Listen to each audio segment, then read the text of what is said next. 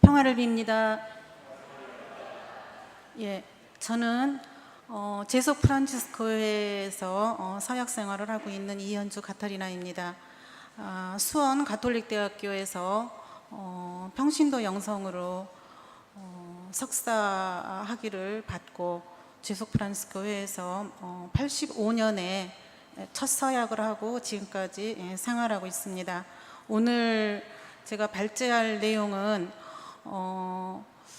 좀 주제가 무겁지 않나 싶네요. 앞에 두 분께서 굉장히 실천적인 내용 많이 해주셔서 저는 좀 더 정체성, 평신도가 누구인가 그 부분에 중점적으로 포인트를 두고 거기에 대한 제속 프란치스코회 회칙과 회원을 통해서 그리고 실질적으로 현장에서 일어나고 있는 여러 가지의 이런 갈등들, 그럼에도 불구하고 한국 교회가 지향해야 될 어떠한 대안들을 좀 제안하고자 합니다. 제속 프란치스코회는 1221년에 성 프란치스코가 직접 세운 평신도 회의입니다. 교회사적으로 볼 때 평신도가 지금처럼 이렇게 재단 위에서 그리고 성경 강의를 한다든지 신학을 논하다든지 한 시기가 제2차 바티칸 공의 이후입니다. 그 전에는 감히 평신도가 성경을 가르칠 수도 없었고 또 신학을 논하기도 어려웠죠. 그런데도 불구하고 1221년에 성 프란치스코는 그렇게 평신도들에게 완덕에 이르는 길을 제시해 줌으로써 교회사적으로 평신도의 정체성과 인식과 역할에 대해서 새로운 계기를 마련했다고 볼 수가 있겠습니다. 그러면 이제 제속 프란치스코회의 회칙과 회원에 드러난 평신도의 본질과 위치를 한번 살펴보도록 하겠습니다. 제속 프란치스코회 회칙은 1221년에 호노리오 3세에 의해서 인준이 되었고 네 번의 개정 과정을 거쳐서 제2차 바티칸 공회가 끝난 1978년 6월 24일에 바오르 6세 교황님으로부터 개정 회칙을 받았습니다. 그리고 그 개정 회칙을 좀 더 구체적으로 실생활에 적용할 수 있는 회원이 2000년에 봉헌생활과 사도생활단성에서 주는 교령으로 인준을 받았습니다.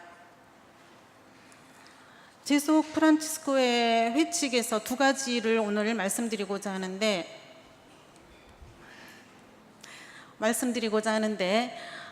제속성과 자주성에 대해서 말씀드리고자 합니다.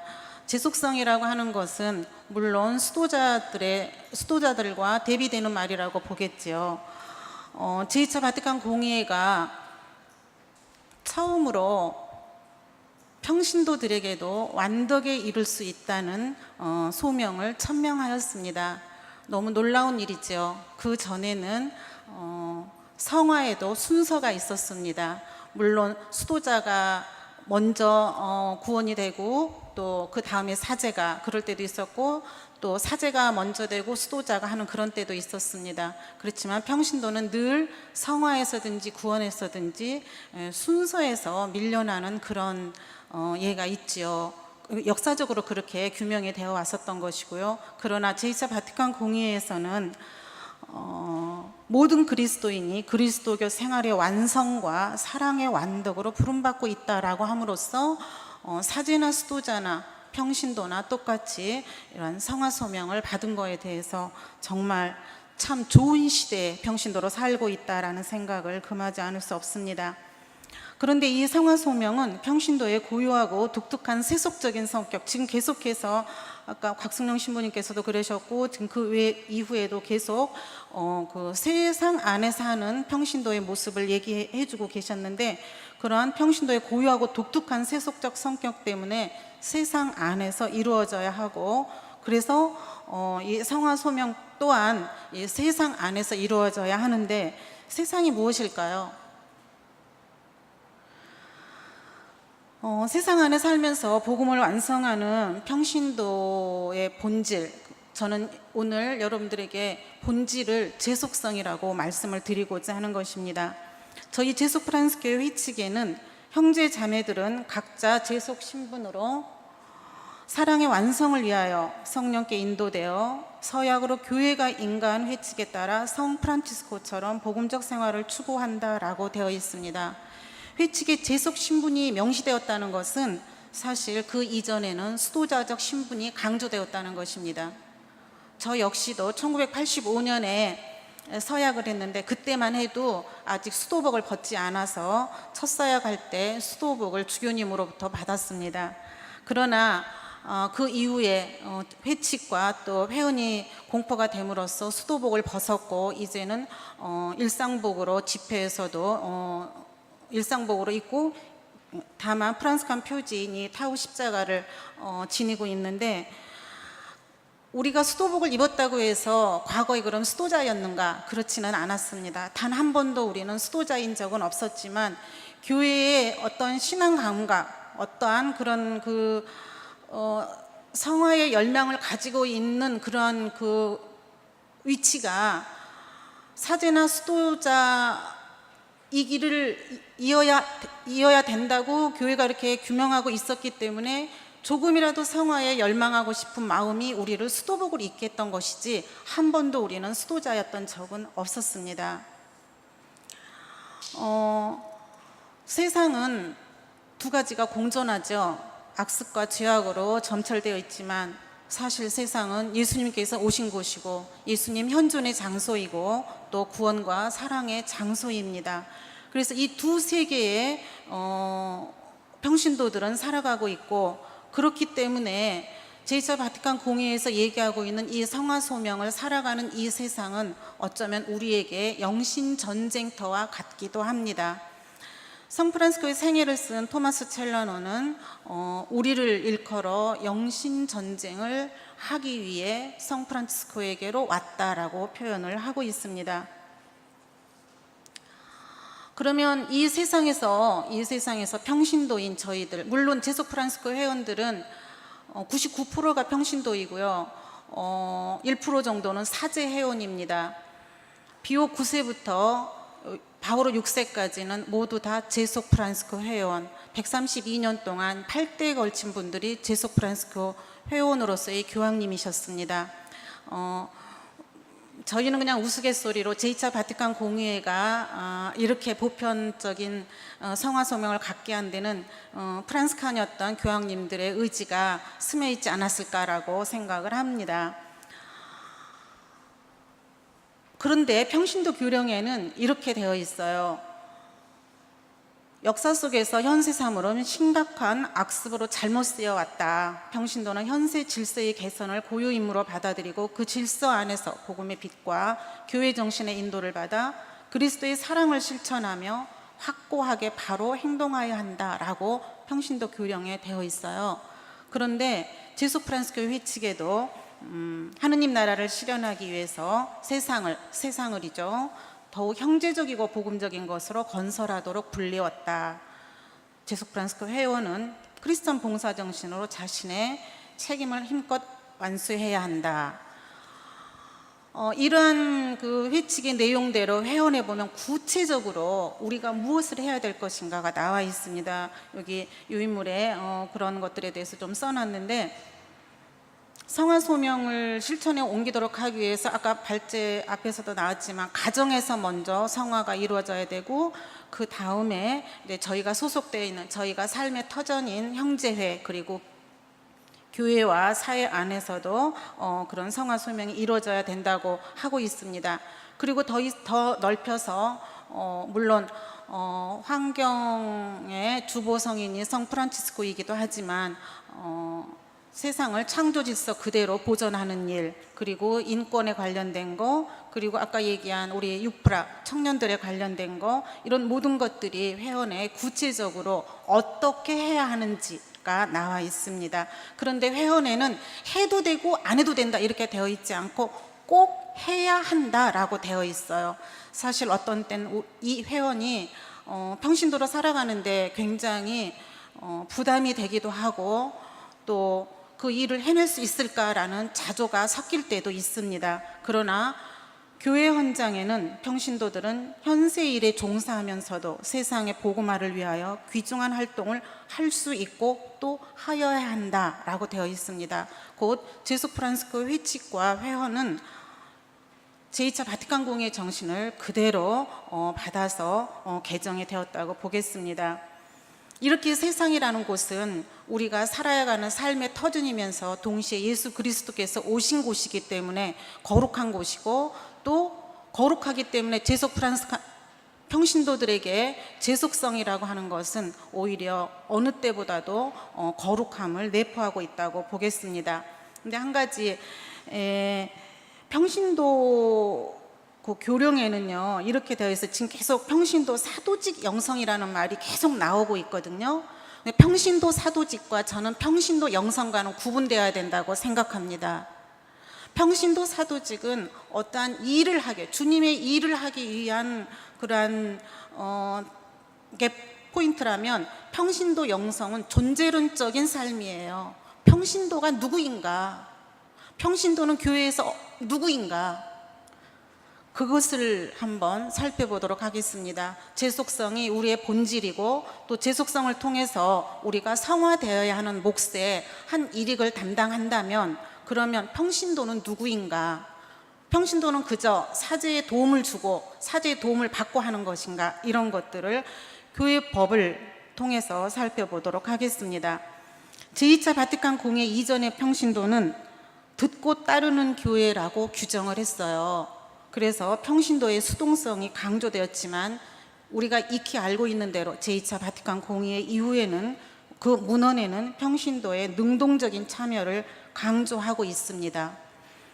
제2차 바티칸 공의회가 62년부터 65년에 열렸고, 교회법이 새로 개정된 건 1983년이에요.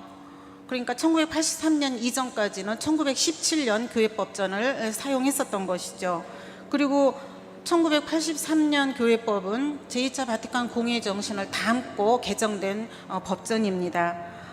거기에는 하느님 백성이라고 그리스도교 신자들을 부릅니다. 그리스도교 신자들을 하느님의 백성이라고 부르는데, 거기에는 신분을 구분해 놨어요. 성직자와 평신도로. 그 이전에는 수도자도 하나의 신분으로 구분되었지만, 지금은 수도자는 평신도의 신분에 들어가고 있습니다.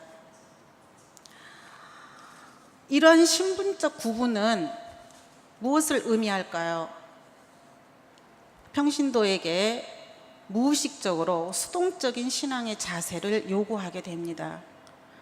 평신도의 의무와 권리에 관한 조항들을 제가 신학교 다닐 때 4학년 때 교회법을 배우거든요.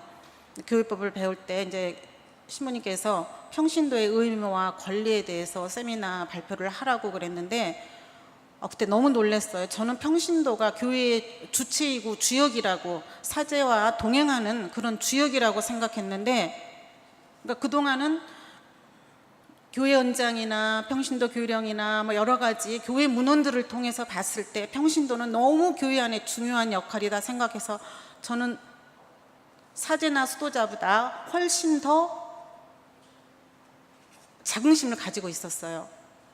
그런데도 불구하고 이 평신도 교회법전에 나와 있는 평신도의 의무와 권리에는 놀라움을 금할 수가 없었습니다.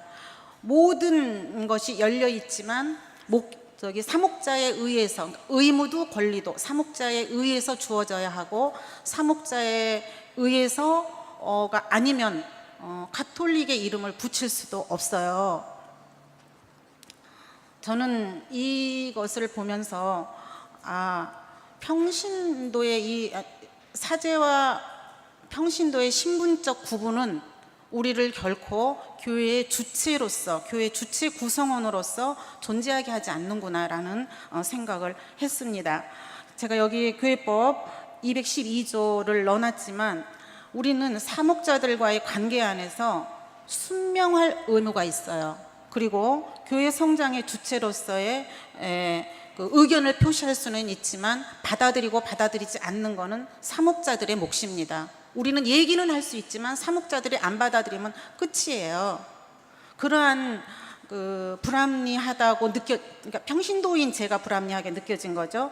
이런 것이 평신도들에게 교회 안에서 수동적인 생활을 할 수 있게 하고 있고, 또 그럼에도 불구하고 제속 프란스코의 회칙은 이런 것을 뛰어넘어서 평신도의 자율적이고 자주적인 그런 내용들로 규정이 되어 있습니다. 어쩌면 이거는 평신도가 지향하고 교회가 지향해야 될 하나의 모델이라고 말씀드릴 수가 있겠습니다. 제속 프란스코에 여기 글을 좀 넣어놨는데요. 제속 프란스코회 안에서는 처음부터 우리는 프란스코 수도에 소속되어 있지 않았어요. 종속되어 있지 않아요. 물론 1471년에 식스토 4세가 우리를 이래에다가 억지로 종속시켰어요. 그리고 제2차 바티칸 공회 이후에 지금 사용하고 있는 현 회칙에서 다시 환원되어서 이래에 종속되어 있지 않습니다. 그 본래의 모습을 찾은 것이죠. 원천으로 돌아가는 제2차 바티칸 공회의 효시를 그대로 따른 것입니다. 이러한 제속 프란스코의 활동은 매우 자주적입니다. 평신도들이 주체가 돼서 모든 일을 계획하고 결정하고, 예를 들어 피정을 한다 해도 아까 신부님께 피정 프로그램을 달라고 했다고 그랬는데, 그렇지 않고 저희들이 직접, 그리고 양성도 직접 하고 있고, 그리고 사도직 활동도 직접 하고 있어요. 그런데 이러한 자주적인 형제의 운영에 비해서 사실 평신도들의 어떠한 지금까지 가지고 있는 전통적인 거, 그리고 지금까지 가지고 있는 교회에 대한 순명, 이런 것들이 우리를 회칙이나 회원, 그리고 실질적인 생활에서 갈등을 일으키게 한다는 것이죠. 어떻게 갈등을 일으키는가? 지금도 영적 보조, 저희는 지도신부님이라고 하지 않습니다. 영적 보조자라고 그래요. 영적 보조자의 의견에 모든 결정이 뒤바뀌어 버리거나, 영적 보조자가 하라는 대로 자연스럽게 순명이라는 이름으로 그대로 하게 되거나 그럴 때가 많이 있습니다. 그리고 여러 가지의 갈등 요소들도 많이 있는데 시간이 없어서 대안만 말씀 잠깐 드리도록 하겠습니다. 3번, 평신도의 정체성과 자기 인식의 변화를 위한 제안을 보도록 하겠습니다. 평신도는, 그러니까 저는 지금 교회의 말씀을 드리고자 하는데 사제들에게 이 말씀을 드리는 게 아니에요. 평신도에게 말씀드리는 거예요. 왜? 교회는 사제들의 교회가 아니라 사제들과 교회, 평신도 모두가 있는 곳이 바로 하느님 백성의 교회이기 때문이죠. 그래서 평신도는 교회의 공통 사명에 참여하는 공통 책임자라는 의식을 가져야 될 필요가 있다고 생각합니다. 아까 신학교 얘기도 나왔지만 평신도들이 신학 공부를 하는 문은 열려 있어야 되고, 신학이 사제들에게 전유물이어서는 안 된다고 생각합니다. 왜? 평신도들도 신학 공부를 하는데 충분히 열려 있어야, 그렇게 해야 동반 성장을 하는 것이죠. 그것이 지금 현재 사제를 양성하는 가톨릭 신학대학교에서만 이루어져야 하는가? 아까 우리 아피아 회원님께서 우리가 만들어 보자라고 했는데, 평신도 신학대학교도 설립할 수 있는 그런 것이 필요하다고 생각을 합니다. 두 번째로는 사제들의 평신도에 대한 인식 변화입니다. 사제들이 평신도에 대해서 공통 사명에 대한 공통 책임자라는 의식이 없으면 한국 교회는 너무나도 로마적인, 지극히 로마적인 표현이라는 그 말 안에 스며 있듯이 쉽게 변하지 않습니다. 로마보다 더 로마적인 교회라는 한국 교회의 이름은 바로 주교나 사제들의 의식 변화가 필요하다는 걸 우회적으로 표현하는 것이라고 보겠습니다. 마지막으로 평신도의 정체성과 자기 인식의 변화를 위해서 제속 프란스코 회의 회칙과 회원을 모델로 제시합니다. 얼마든지 그 안에서 평신도가 나아가야 될 길, 그리고 한국 교회가 변화해야 될 길을 모색할 수 있다고 생각을 합니다. 평신도는 교회의 협조자이거나 보조자가 아니라 참 구성원입니다. 하느님 나라 건설의 주체적인 몫을 해내야 하는 사명이 있습니다. 평신도는 단순히 포도밭에서 일하는 일꾼이 아니라 포도밭의 일부입니다. 평신도 그리스도인 파랑에 나와 있는 얘기입니다. 이상으로 발표를 마치겠습니다. 고맙습니다.